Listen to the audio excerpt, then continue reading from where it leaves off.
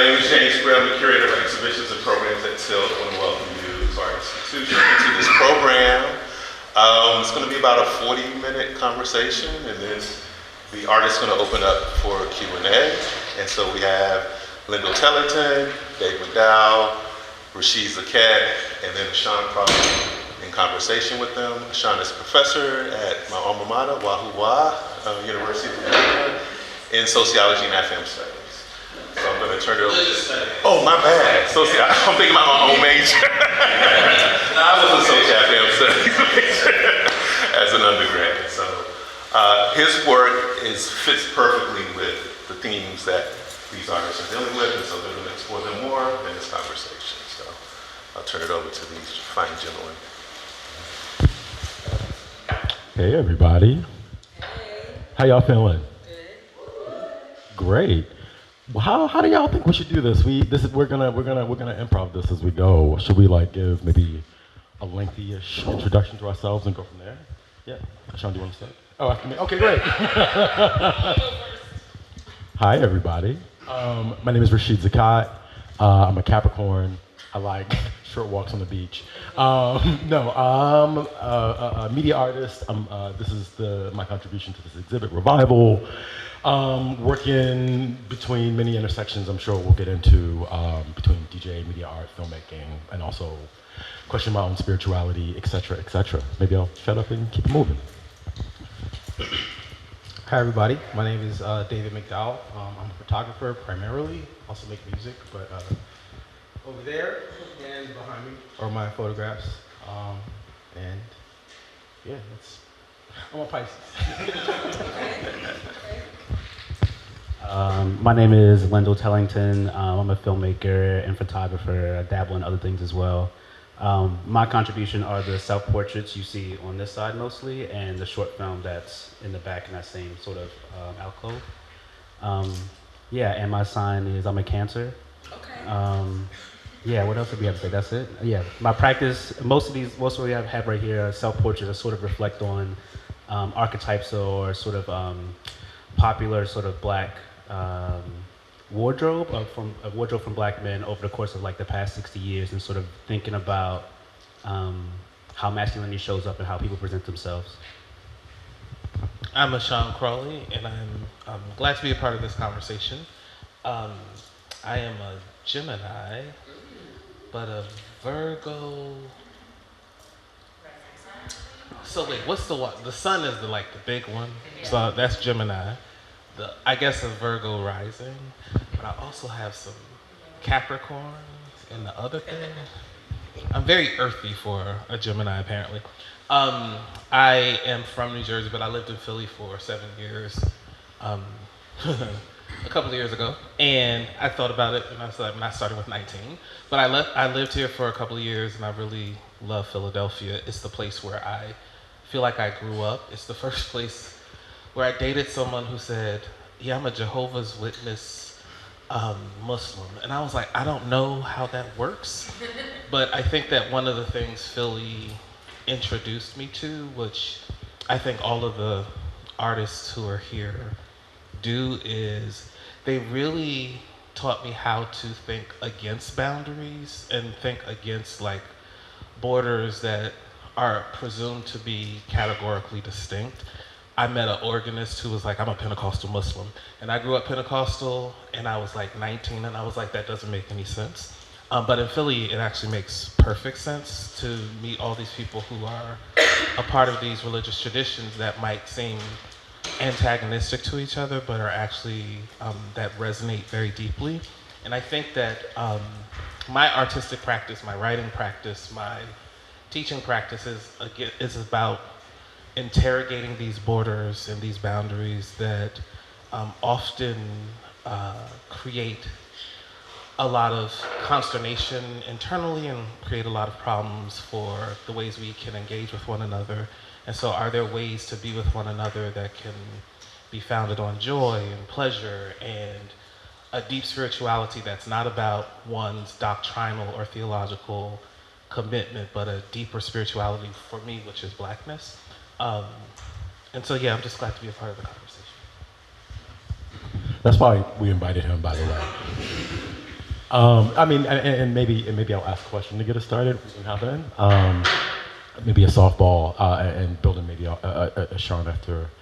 I think one of the reasons we thought about you and thought about you to bring you in and where the work that you're doing is in conversation with what we're doing, because I want to be like you when I grow up. But this, no, you don't.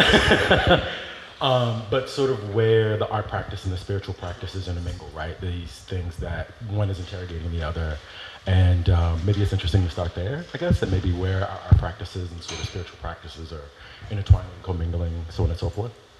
So like I said, I grew up Pentecostal. I was a church boy, loved it. I was a preacher, choir director, musician, and until about 19, I thought that being gay was hell. And I went on a date with someone that said, "Oh, you still think being gay is a sin?"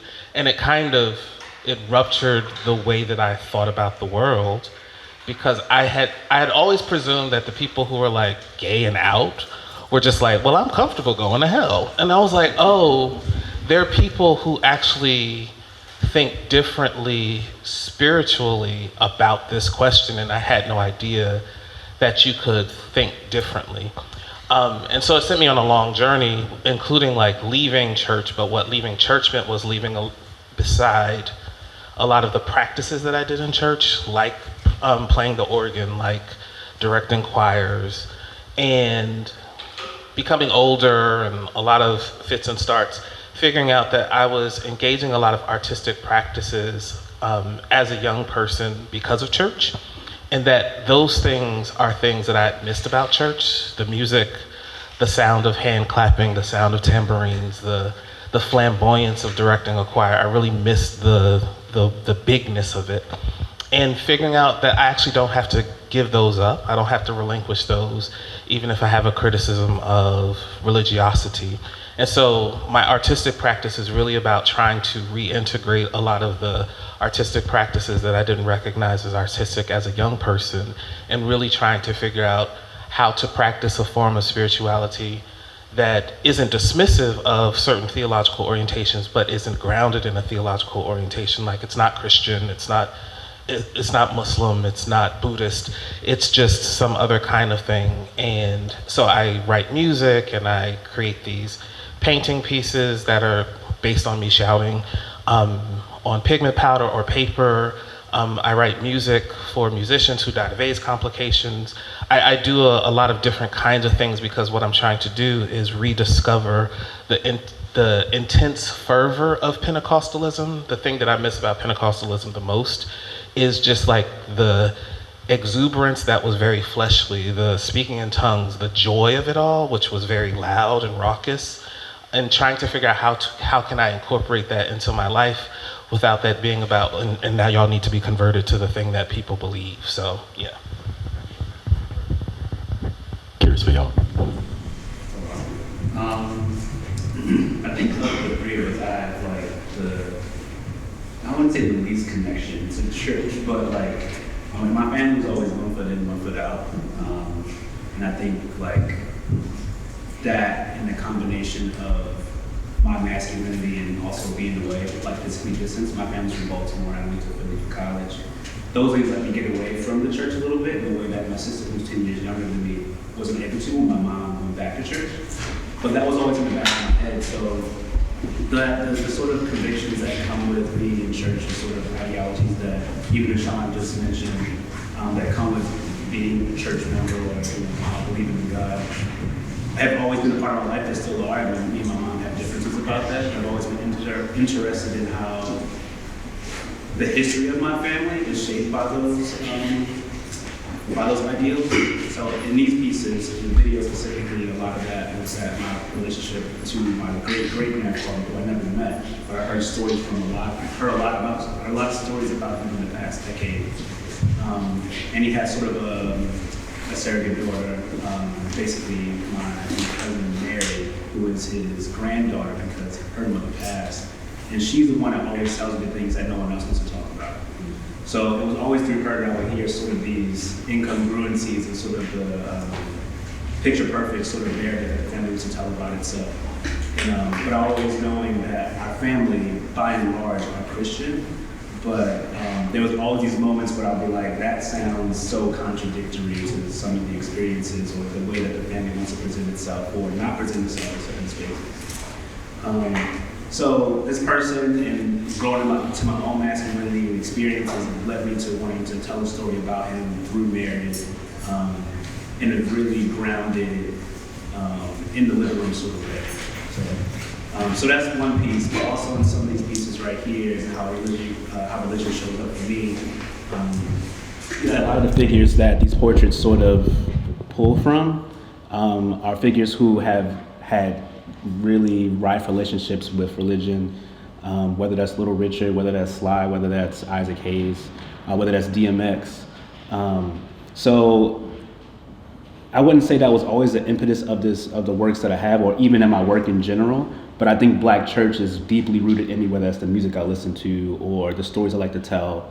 It always comes up in some way, shape, or form, whether it's in a particular character or it's some sort of journey that someone's going on in reflection of themselves. So, yeah. Does that make sense? So y'all bear with me because I get nervous talking in front of people, but yeah, like, so I grew up a Jehovah's Witness, and that I was pretty heavy in the faith until I was like 25, and it's left lasting, probably lifetime impacts on how I see the world and how I see myself. And so like, at this point, especially in my art practice, which it almost feels weird to say that because it hasn't really felt like an art practice until very recently, but I think I'm just figuring out how to talk about such things, and the art that you see on the walls here is like my first time ever really like talking about this stuff in a very like specific and public way like this. So it's interesting, and I feel like I've just scraped the surface of things that I can go, places I can go with it.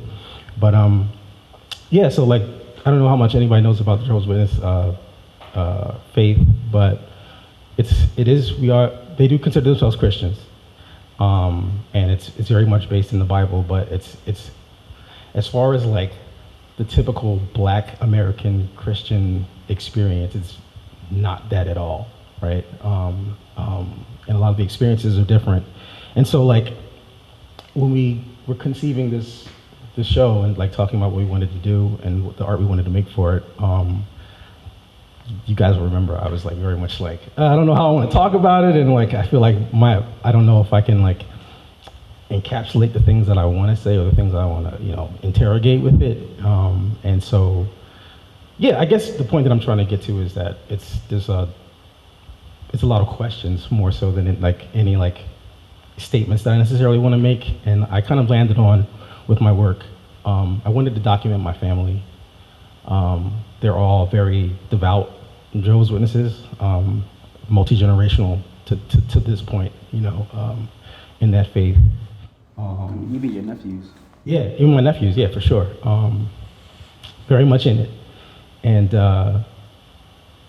so I'm kind of on the outside. I mean, I definitely have cousins and other family members that aren't necessarily practicing, but in my nuclear family, it's just me has kind of stepped away from it. And so negotiating that space that has developed over time between myself and my family has always been like a big question for me. Yeah, so that's kind of like, I don't know if that's like gonna be my main sort of like approach to my work and like the things that I want to talk about, but it is something that is like is going to be the eternal question, I guess. And so I feel like, especially having done this, it's something that I kind of would want to keep exploring more. So yeah, that's sort of in a nutshell what's going on with my work. Yeah. I grew up as a certified church boy in a long line of ministers. My granddad had a church. My mom was the music minister of the church that I grew up in. And so I was born from this, to quote Bain. And probably around like 8, I think, in learning about hell, I was like, this is bullshit. Or I remember having a moment of like, this is this is wild, this is crazy, like this is bananas, and but still, stayed in the church until I left at about 18 or 19. I'm from Baltimore as well. Lendl and I, we went to high school together. But didn't know each other until Philly. And from coming to Baltimore into Philly is when I left the church, like physically left the church. But similar to Ashon, right? Like that's where I learned to be an artist. That's where I learned community practice. That's where I like the type of person that I am is entirely because of the growing up in the Pentecostal tradition, but also the specific church that I grew up with, the specific church that I grew up in. Over the years, I think I spent probably 20 years, like close to 20 years being like, no, keep that away, move that. And I want to say around 2020, I worked for a long time as a filmmaker and as a media person. I was also a DJ and just a general ADHD tinkerer. And around a couple of things around 2020, some of it was reading. Oh my goodness gracious! Terrible book. I'm not as nervous as talking in front of people, but I have brain fuzz. Yeah, no, Blackpentecostal Breath from Ashon, which Awful book.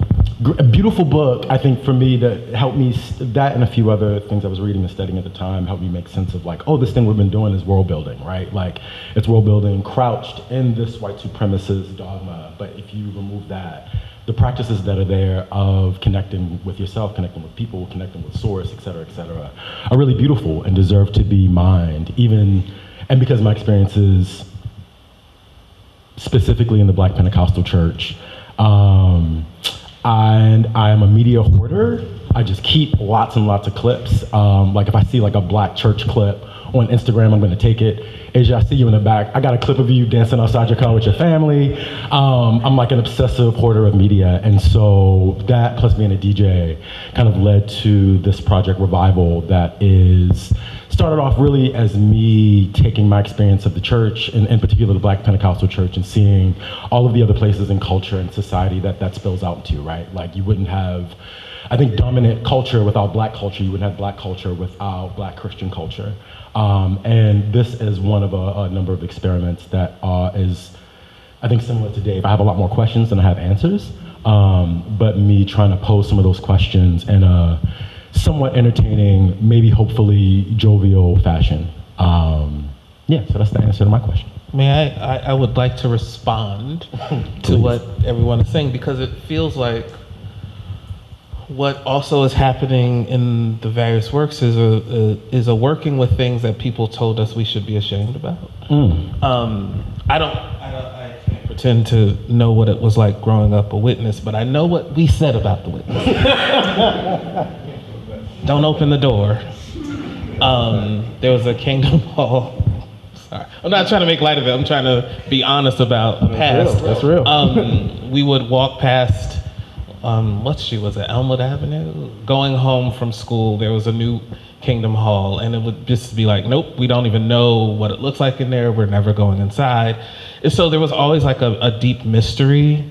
And I think that part of that was an attempt to make people who are witnesses feel shame. What I found fascinating in Lendl's film, which is something that I constantly try to work through, is how to get people to tell stories that some people feel like they should be ashamed of telling. So the story of the great-great-grandfather who's, dipping out on his wife with others and paying for groceries for people, and the family's just being like, that's kind of how we are. We've accepted it. And you working with these sources of like a Pentecostal practice that was, at least in the early 20th century, people like kicked family members out if they joined Pentecostal churches. And so it's like there are these various ways that there are things that, and this is what they tell us about Black people, they tell us about queer people, that we are supposed to be ashamed of who it is that we are, how we show up in the world. And instead of feeling shame about it, or even after having felt shame about it, working through it to find something that's beautiful, not to justify the shame, but to say the shame actually isn't a thing that you have to feel about these things. And so, can you all talk about shame? Thanks. That's a long question. Damn. Hello. Yeah, I mean, I think like I said, early in life, I had a deeper connection to the church. I joined church when I was like 9 years old, and I think at that time it felt like community, and sometime around high school, it felt like I was restraining who I wanted to be. And we weren't going as much, so I had a little bit of leverage to get away. But I think those things, those sort of concepts and convictions still stay with you even after that. And I think a lot of the telling of this story of my great-grandfather is because of my own life experiences dealing with some of the things that he dealt with. And because, like you said about with my family, I've been very blessed to have a family that's like, this is what it is. You know, not everyone is as open as Mary, but folks, they've given me so much license to sort of just have a conversation straight up about things. I think it's opened up new space for us in some ways.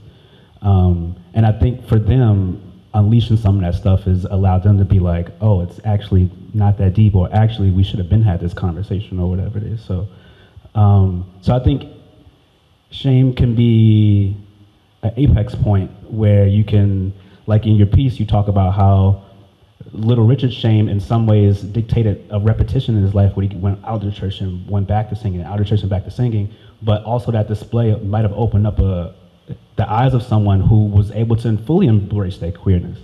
So I think there's something, I'm interested in the sort of murkiness, the sort of incongruencies of that. Yeah. Shame. I mean, that's a heavy word for me, and definitely guides a lot of just my general thinking as far as just like, you know, how am I going to be as an adult, and realizing how much shame played a part in shaping who I was, like in those intermediate years between like sort of like finding my way out of the faith and into my own. And yeah, like even like, again, like when we were talking about doing the show, and like I wasn't sure how I would manage my family coming and seeing the show, because like talking about, you know, those experiences and the things that I felt as a kid growing up in the faith, openly and amongst like mixed crowds, I was like honestly like scared to even like let my family know that they should come and see the show. So I had a good experience. My sister and my brother came, and they actually appreciated what I did, so I was happy about that. But like definitely like the shame is just like, yeah, it's had a hold on me. And so like it's cool that I'm finding out now that it is a way to navigate the shame and make peace with a lot of those things that I'm realizing that have like kind of kept me sort of tamped down through art, which is really cool. But yeah, I don't even know if I'm really answering your question, but yeah, it's like a constant thing that I'm wrestling with, as far as just like, you know, figuring out how to like, you know, through art, like it's like talking about like sexuality and all these other things, which like, you know, just a ton of like shame, because it doesn't feel like it lined up with who my family wanted me to be, you know? And so, yeah. Damn. Shame is a bitch, man. Jesus Christ. Sorry, little Brandon. No, I mean, I think, I don't know. I've been unpacking and interrogating a lot of my childhood experiences in the church with one of my close friends. A couple of weeks ago, we got together and did mushrooms and just like cried together. It was great. And looking at how much shame has been a lens for how I navigate all parts of life, you know, like and maybe not to get super duper deep. In particular, the church was this spot of like beautiful community and togetherness and like people that are like my surrogate brothers and sisters and parents, and a site of a lot of harm, a lot of harm in a number of ways, both explicitly and implicitly. And the explicit harm is one thing, but there's this other, series of expectations around, and I mean now speak for being a straight-esque cis man. There's like a performance you're expected to adhere to, and any break in that performance opens you up to critique in a number of ways, an expectation of shrinking, your performance of self and that expectation of shrinking who you are inside, right?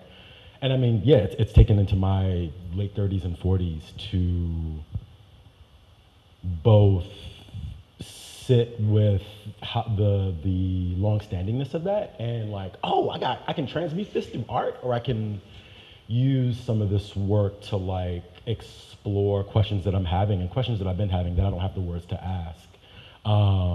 And the answers will be the answers, right? Like we find the answers, I think, really in conversations like this with y'all or in vibing and things like that. But when somebody up here figures out how to get shame not to be a guiding principle of how you move, let me know. Send me a text. Yeah.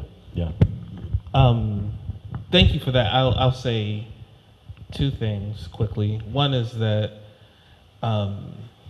Philly is a weird place for me to come back to, honestly, because when I came here, I was church boy. When I left, I was pretty done. And the 2004 election was, for me, the moment that I figured out, I have to leave the church. I was a musician at a Pentecostal church on 52nd Parish. I'm whispering it.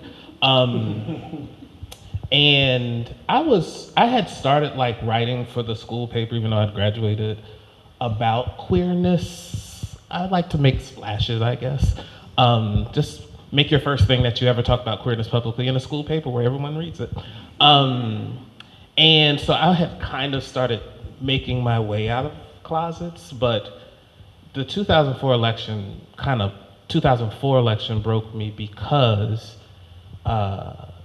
when we had choir rehearsal that week, several members came in celebrating the fact that they made a vote for the family, that they voted for Bush. And I said, this makes no sense. We are in the middle of West Philly. There's poverty across the street, joblessness, housing crises, food insecurity right here. And y'all care more about, and so many closeted people here too, y'all care so much more about the so-called family when you won't have the resources to take care of the family because of this symbolic gesture against gay people. It felt strange to me. And so I decided, I was like, I'm going to seminary. I started applying like at that time because I said I have to leave. And so coming back to Philly is always, always, always strange, because when I first would visit Philly as a seminary student, I would like go to the churches where I was a member. There were a couple where I was musicians, and I would see the pastors, and I would tell them, the Bible doesn't really mean what y'all think it says in Leviticus. It doesn't mean that in Romans. The Greek is different. And I thought it was a problem of like knowledge. And I remember one of the pastors said to me, she said, "Oh, that's interesting." And that's all she said. And that's when I figured out, it's not about knowledge. It's about the will to change. And you don't care. You actually don't care. And so then feeling like, because I didn't feel shame, that I was actually, had I felt shame about queerness, people would still embrace me. But the fact that I don't feel shame about queerness is one of the reasons why a whole lot of church folks don't really, I'm not gonna cuss, talk to me. They don't deal, and so like shame is this weird thing where if we can't make you feel it, then we don't have the power that we have over you. And so shame is this attempt to produce power over people. And I try to really, really take power away from people by saying, no, you can't make me feel shame about something. I'm telling you about it. Like I'm not going, it's not a secret. And like literally finding out that people had constructed stories about me at the church because they couldn't shame me. They like created a new history of me. Oh, he's not doing well. I was like, actually, I'm doing quite well. I don't know what you're. So shame is this weird thing in that way, but also like, as a young person feeling shame because like people were dying from the AIDS crisis and having no language to talk about it. So I'm writing a book about the Black church and the AIDS crisis, and it'll be out December 1st. Please go to your local bookstore. Uncle Bobby's is a great place to go to order your book. And one of the primary arguments that the book is trying to think through, or one of the things the book is trying to think through, is the way silence produces so much shame. Or the way like very public narrations of queerness were attempts to produce silence so that people could feel shame to have power over people. And so you had, I look at videotapes because I'm kind of a pack rat too with regards to Pentecostalism.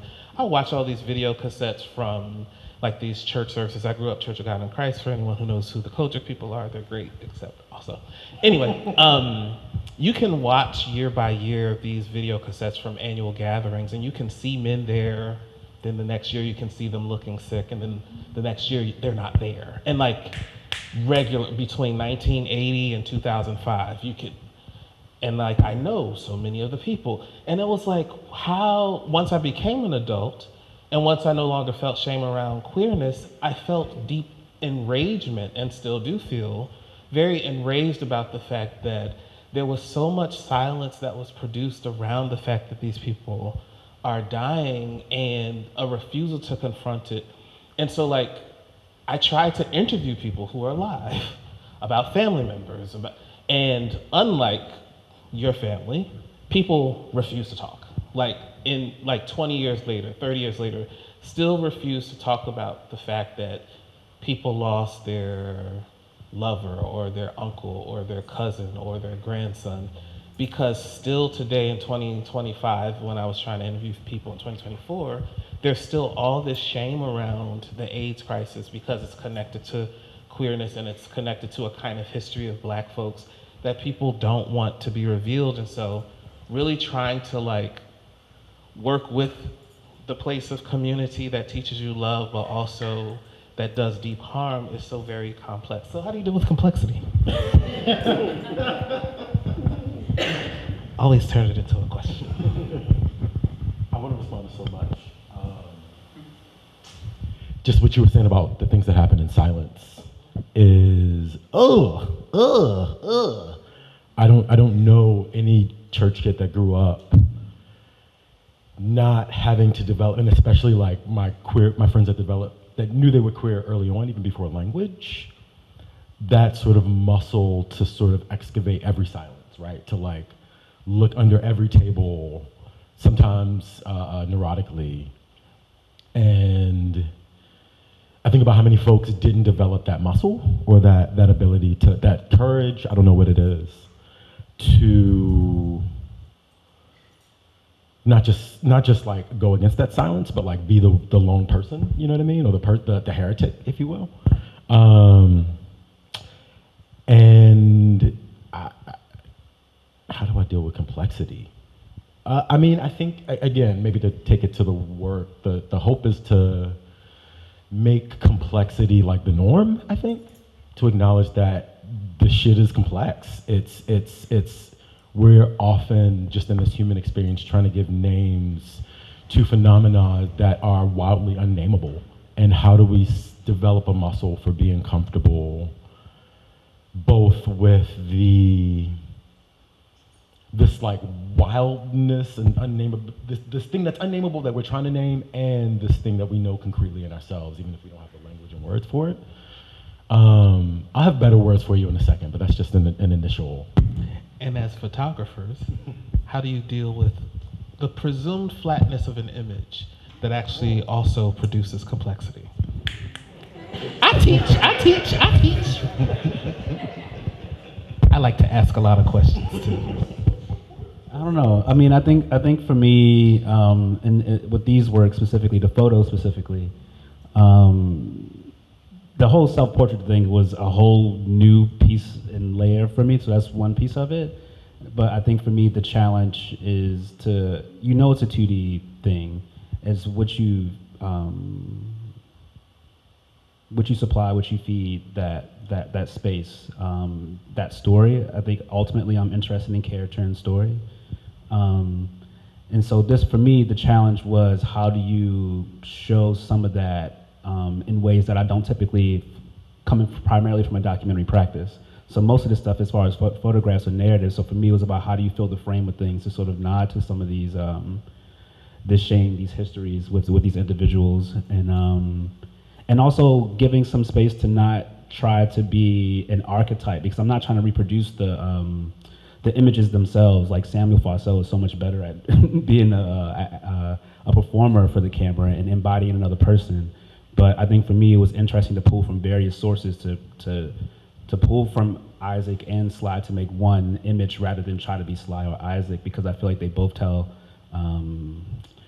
similar narratives and come from similar times, but I'm more interested in how the mise-en-scene, if you will, takes up a space, what the light says, and letting the audience, giving them credit to sort of sit with it, hopefully.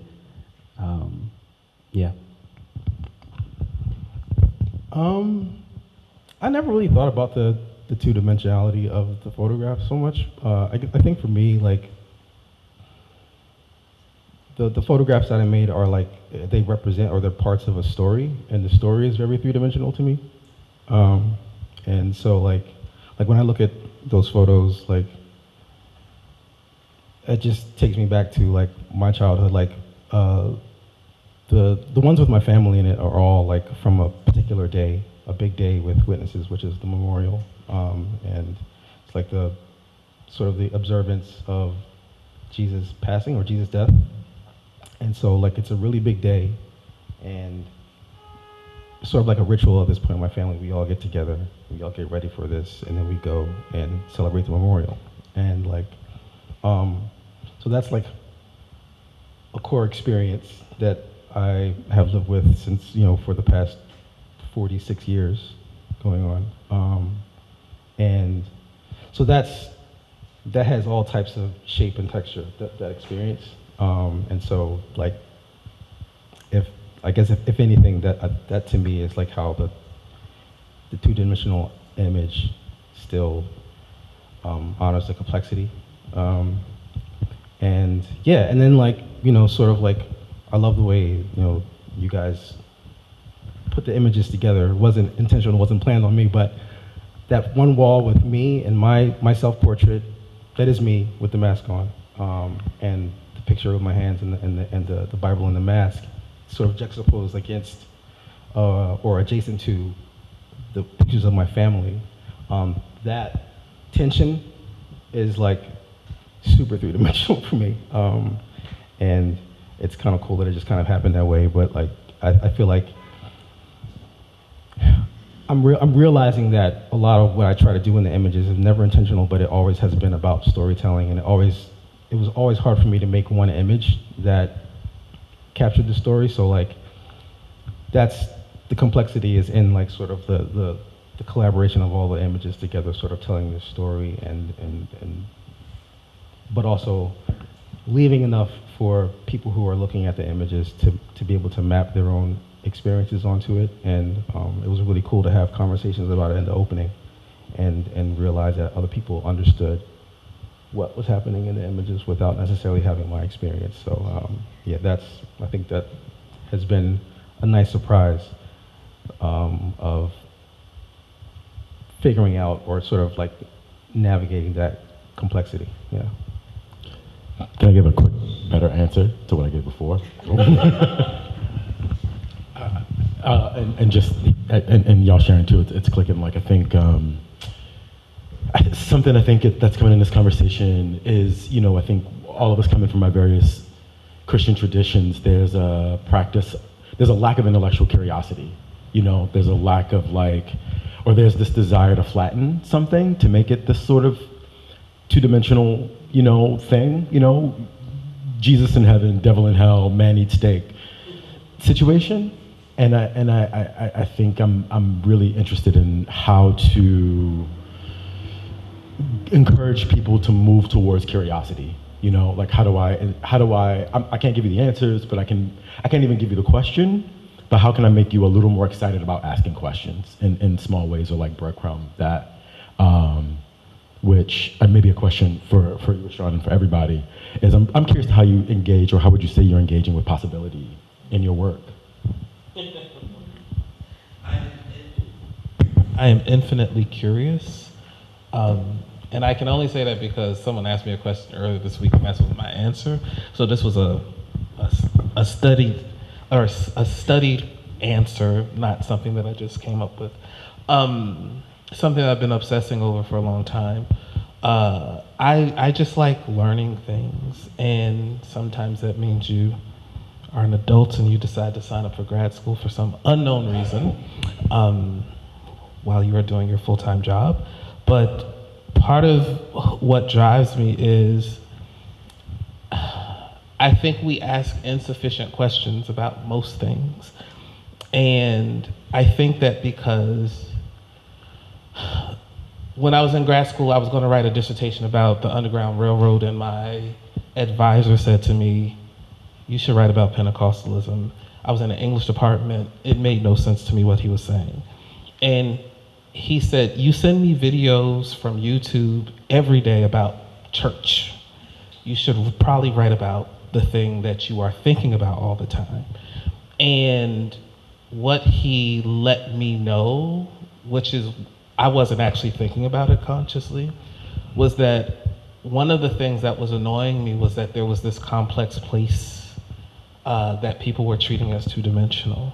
And though I have a lot of criticisms, a lot, of the religiosity, the doctrinaire paternalism, and the evangelical zeal, which is about being dismissive of other traditions, there's so much that that far exceeds that, and you don't actually get to you don't understand the complexity of that other stuff if you don't actually deal with how is it possible that this complex beauty exists within the context of this complex harm.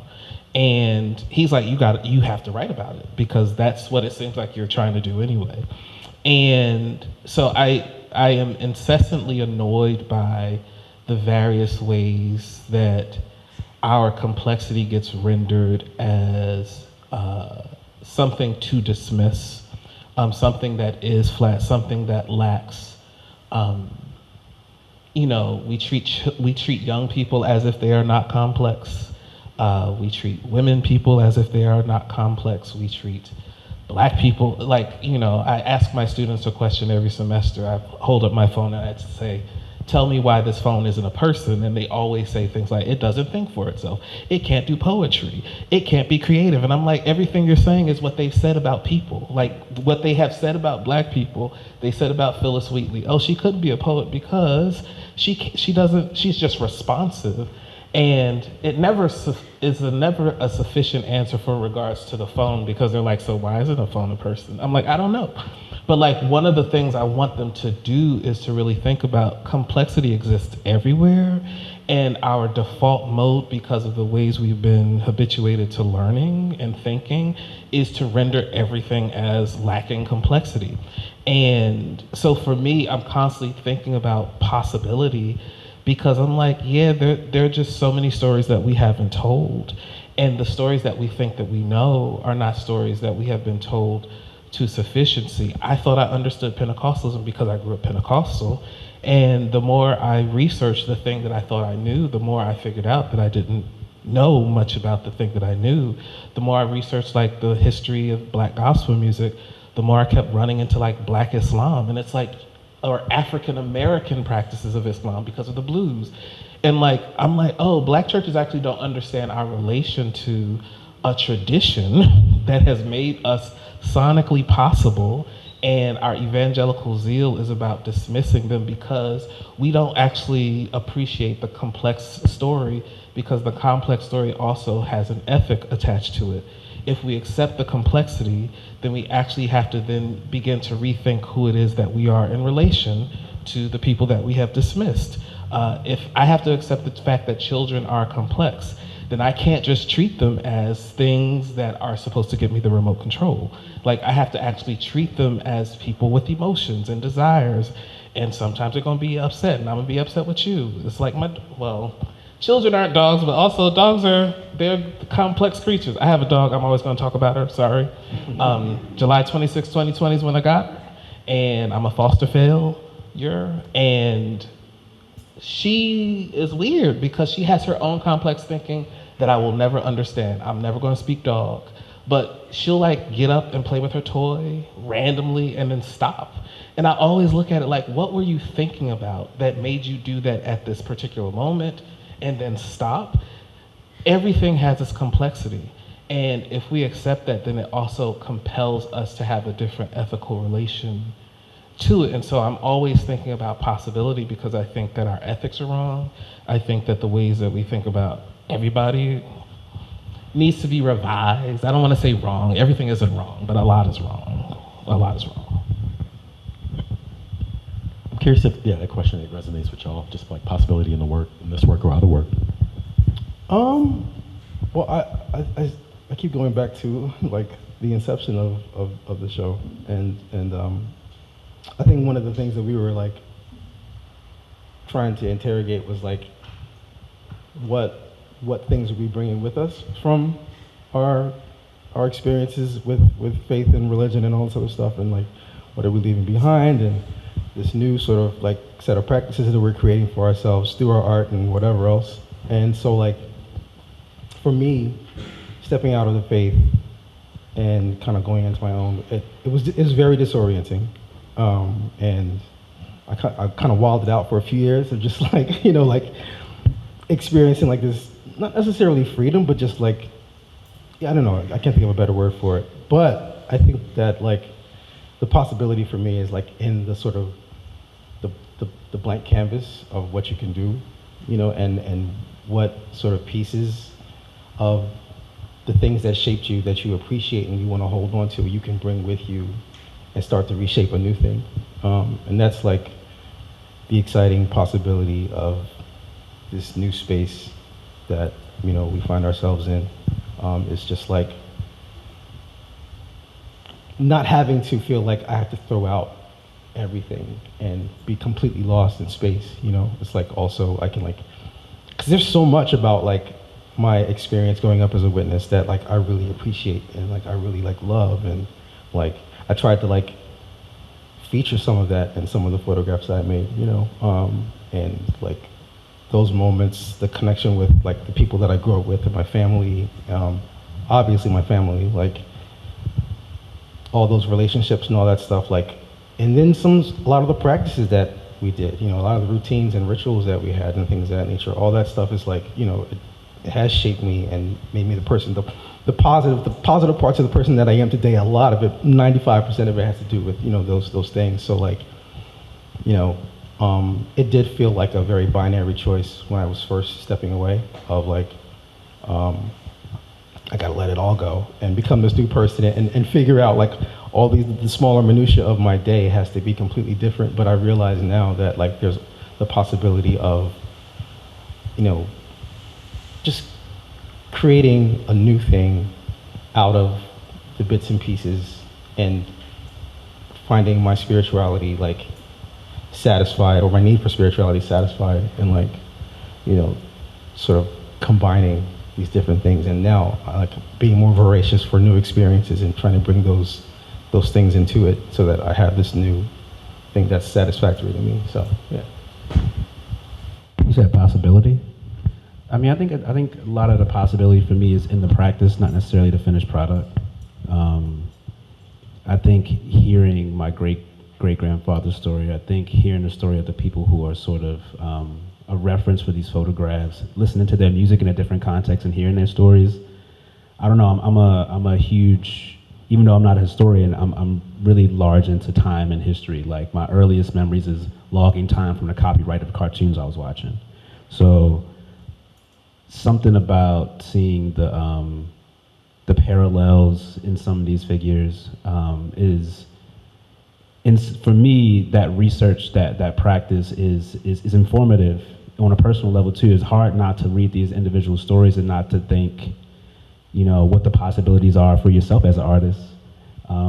Yourself as someone who has a deeply rooted connection to, Black religious practice, but may not be practicing now, but it's still really integral to yourself. All these folks' music is church.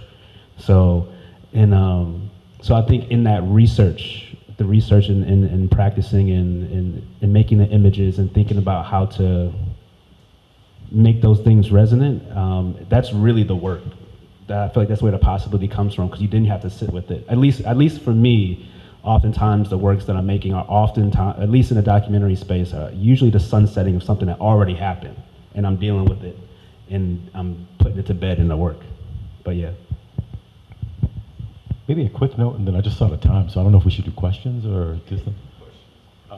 Maybe just my quick response is,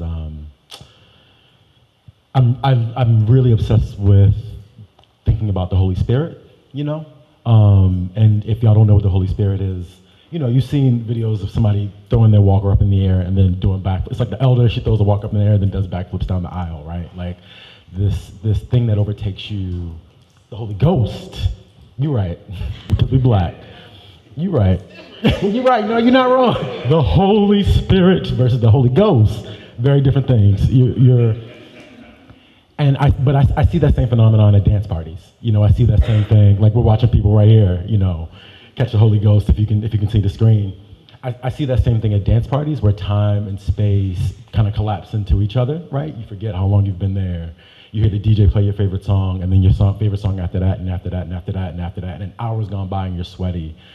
There's something about that ecstasy to me that is worth mining and worth, I think, bottling up for political liberation, for all the things. And I see possibility in that energy, and to me, I think all of our practices hopefully are ways of getting at that and mining that, and I'll shut up.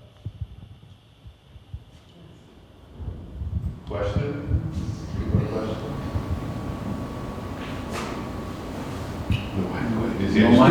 Yes. Hi, everyone. Thank you for the talk. I really appreciate all you've been saying. I didn't get the chance to look at most of the work. I just got here for the talk. And I think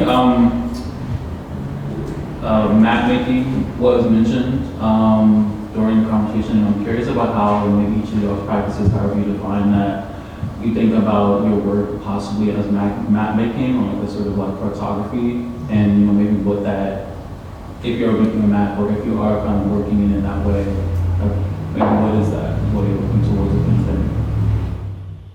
I feel like you have the most direct connection. I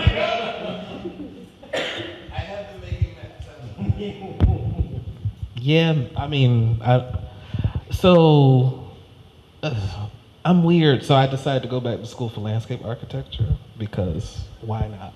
And for this semester, we've been using GIS, which is Geographical Information System. I should know it.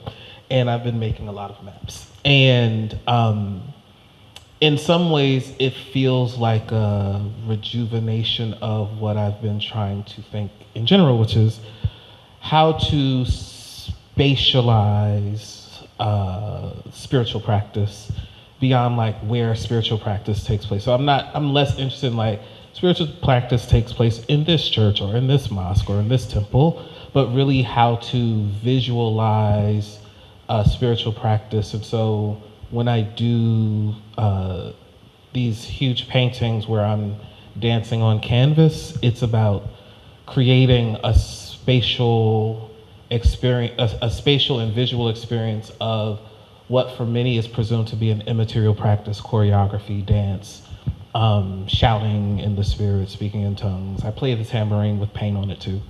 It gets wild. But the goal of it is to give a material trace, which is a kind of map making of a spiritual practice. And in 2023, I had an installation on the National Mall, which was called Homegoing, which was a 3-stage sound installation. And part of the sound installation was this middle section titled Sanctuary, which was an Arabic word, if you saw it from above, which spelled the word Amin, which means let this prayer be accepted. And so as people walked through and listened to the music that was playing, they were actually moving through prayer. And that was an attempt to do a similar kind of spatializing of what for many could be an immaterial practice, singing or even or moving itself. And so trying to think about how we move, where we place ourselves, that is what it seems to me cartography is primarily interested in. But I'm also interested in like doing things differently every time. And so the way one person moves through the same space is going to be different than the way another person moves. And so not producing cartographic sort of perfection, but actually producing improvisation as a part of the map making process is at least something that I'm thinking about in the back of my head. I'll just speak directly to this piece here. This is Revival, and it's, I think in a way that like a DJ set and a film can do the same things in terms of how it can create different relationships throughout history, and you can relate people, historical movements, ideas to kind of create these different forms of maps.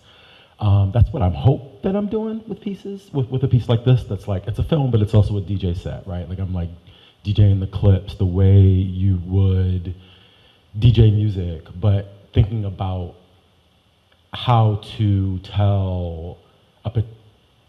try to tell a story and hold an exploration that lets us sort of look at this big swath, sort of with like the Black church at the center, this big swath of things that maybe in a different way we can start to map, is maybe a quick ramble of maybe how I think about some of this work, and some of the work that I'm doing is doing this other kind of map making. So, but also topographically, so I can use the word topography now. When you go from one elevation to another, how you are at one place and you're high and then you're low, what Revival does is this kind of topographic movement, because you are moving people from moment to moment. My favorite thing about like testimony service, when we would sing, for an hour, different songs and never stop, is like you just wonder, like, how did you get from the beginning to the end? Yeah. And Revival is very much about both the visual and the sonic, and you're wondering, like, what is the moment where the songs change the beat match, and that's what it's called, right? When you're between beats, yeah. Mm-hmm. Between songs.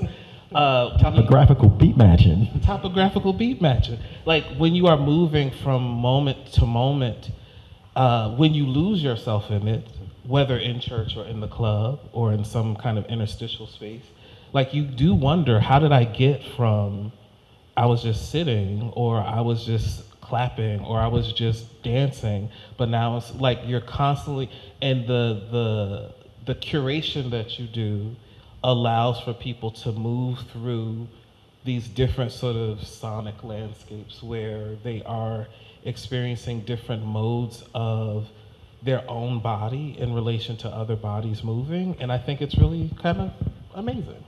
I'm putting all of that in the grant application. Thank you. You absolutely should. Let me borrow $10. Gotcha.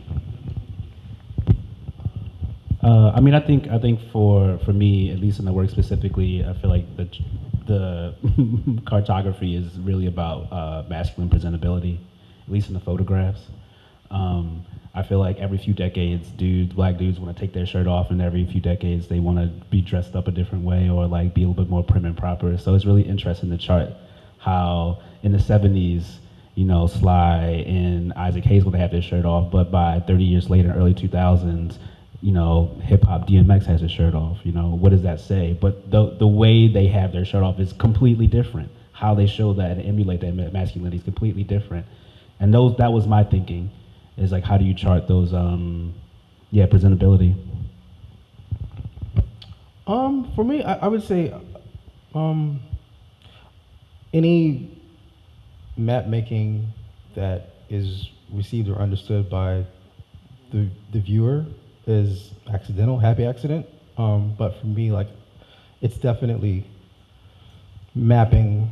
Like, I don't know, you probably can tell from a lot of my answers, at least it seems to me that, like, it's a lot of the work is very much dealing with, like, what's going on inside my head and trying to process all that stuff.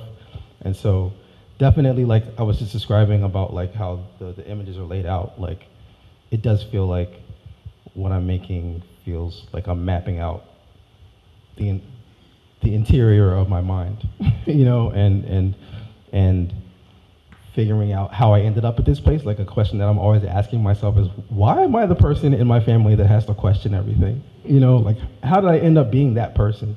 And so, because I feel like sometimes it would be a lot easier if I just, like, got my religion from my parents and I just accepted it and I moved on and just went to live my life. But, like, I'm always questioning everything and wondering why this has to be that way and whatever. And so, yeah, trying to understand all those things and process all of it, I feel like ends up sketching out, like, paths and directions and finding my way through areas and whatever in my head. So yeah, I would say, if that kind of answers your question as far as my work is concerned.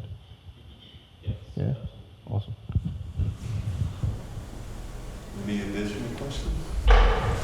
Thank you for mentioning interior